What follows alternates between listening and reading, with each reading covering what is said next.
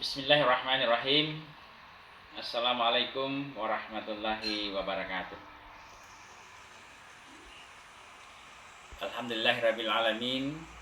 Assalatu wassalamu ala asrafil anbiya'i wal mursalin wa ala alihi wa sahbihi ajmain. Amma ba'd. Wa qala Allah ta'ala fil Qur'anil Karim,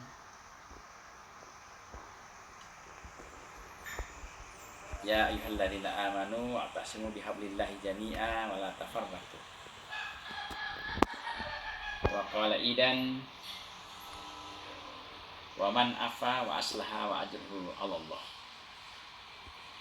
Bapak Ibu sekalian, yang pertama yang saya hormati Bapak Jamaluddin Ilyas sebagai Ketua Yayasan Bata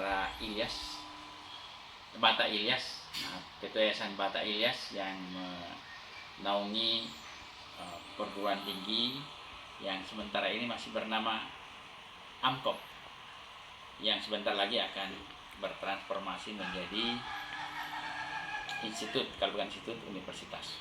Itu harapan kita. Untuk itu kita panjatkan syukur kepada Allah Subhanahu wa Ta'ala karena pada hari ini Bapak Ketua Yayasan bisa bergabung dengan kita. Kemudian ada ketua anak muda yang luar biasa, saudara atau adinda saya Dr. Pada Tuang, yang telah menginisiasi acara ini. Dan yang saya hormati Bapak dan Ibu sekalian, khususnya para guru besar, ada Prof. Ansar di sini dan juga ada Prof. Matalata barangkali. Ya. Terima kasih atas undangan untuk halal bihalal. Jadi Indonesia itu memang hebat, Pak. Kreativitasnya tinggi ketika diberikan ruang untuk berkreativitas. Jadi di Indonesia lah ditemukan istilah halal bihalal. Di negara manapun di dunia ini termasuk Malaysia itu tidak ada. Tapi ini tidak masalah karena ini persoalan muamalah. Semua boleh dikerjakan kecuali dilarang. Jadi oleh sebab itu mari kita memaknai halal bihalal ini agar bisa menjadi sesuatu yang baik, yang bernilai positif untuk kita, baik secara pribadi, apalagi kita sebagai organisasi, sebagai lembaga pendidikan yang mengelola pendidikan untuk peningkatan sumber daya manusia dalam rangka pengembangan ilmu, di mana dalam Islam menuntut ilmu itu adalah satu kewajiban. Tidak ada hukum sunnah dalam menuntut ilmu. Talabul ilmi faridatan ala kulli muslim. Jadi menuntut ilmu itu hanya satu hukumnya, yaitu fardu. Oleh sebab itu, pada kesempatan ini saya ingin menyampaikan dan mengharapkan kepada kita semua bahwa yang pertama adalah halal bihalal ini harus kita jadikan ajang untuk saling maaf memaafkan. Saya kira itu inti utamanya, bahwa halal bihalal itu harus saling maaf memaafkan. Karena salah satu golongan kaum muslimin dan muslimah yang melaksanakan ibadah puasa dan ibadah-ibadah lain di bulan suci Ramadan yang didoakan oleh Jibril dan diaminkan oleh Rasulullah Muhammad SAW untuk tidak diterima semua amalan-amalan selama bulan suci Ramadan adalah muslim yang qati'ur rahim, yang memutuskan silaturahmi.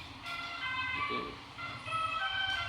orang seperti itu tidak diterima amal ibadahnya selama bulan suci Ramadan.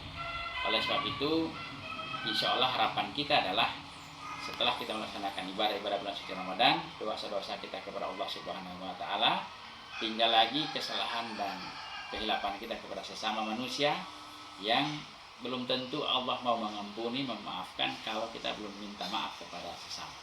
Itulah saya kira salah satu esensi dari halal bihalal yang menjadi budaya kita setiap Idul Fitri. Jadi mari kita saling memaafkan. Dengan demikian maka kesalahan kita kepada Allah insya Allah terampuni oleh puasa dan amal-amalan kita bulan suci Ramadan. Dan dengan halal bihalal ini kesalahan kita sama teman itu juga bisa selesai karena kita sudah saling memaafkan. Seperti ayat yang saya bacakan tadi, A'udzubillahi minasyaitonirrajim. Wa jazaa'i sayyi'atin sayyi'atun misluha. Balasan satu kejahatan itu adalah kejahatan yang sama.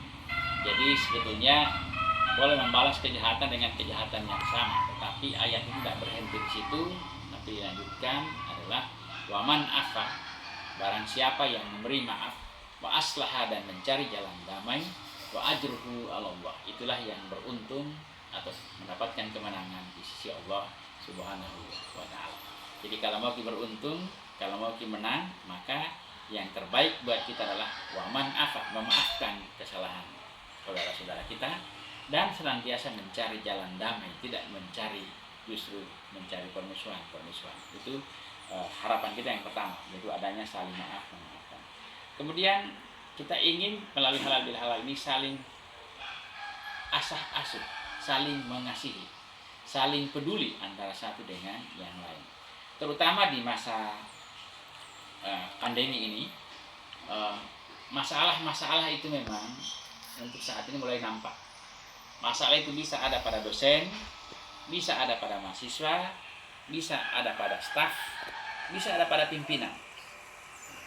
Oleh sebab itu, ya kita harus saling menyayangi, saling mengasihi. Saya kira setiap saat kalau kita sholat kan, kita harusnya belajar dari bacaan yang kita baca, minimal sekali ayat Ar-Rahman Ar-Rahim.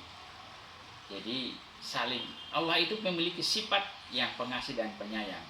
Kalau Allah saja yang maha kuasa itu, yang menciptakan segala makhluk dan menciptakan langit dan bumi serta segala isinya, memiliki sifat pengasih dan penyayang, maka seharusnya hamba-hambanya, terutama yang bernama manusia, yang notabene sebagai makhluk terbaik, itu mestinya bahwa Allah saja memiliki kasih sayang, apalagi kita hanya sebagai hamba. Oleh sebab itu, saya kira memupuk rasa kasih sayang itu menjadi sangat penting, dan ini perlu kita maknai dalam merayakan atau melaksanakan halal bil halal ini. Bukankah hadisnya jelas bahwa tidak beriman seseorang jika dia tidak mencintai saudaranya seperti dia mencintai dirinya sendiri. Nah, oleh sebab itu saya kira saling asuh, saling mengasihi, berusaha untuk memiliki sifat pengasih dan penyayang, walaupun tidak mungkin menyamai itu insya Allah akan sangat baik untuk kita. Nah, yang ketiga adalah tentunya kita ingin bersinergi, seperti yang telah disetir oleh Ketua Yayasan tadi, Bapak Jamaluddin Ilyas, sebagai Ketua Yayasan Batak Ilyas, bahwa kita perlu bersinergi hari ini. Hari ini yang paling bagus, obat yang paling baik adalah bersinergi. Gitu. Oleh sebab itu saya kira sinergisitas ini sangat kita butuhkan. Oleh sebab itu jangan sampai ada perselisihan pendapat yang mengemuka bahkan membesar di antara kita hari ini.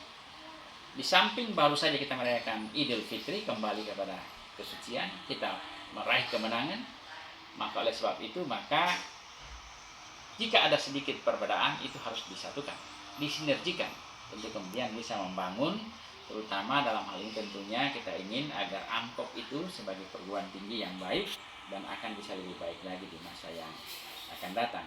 Hari ini kita diisukan sekarang the new normal life atau the new normal society.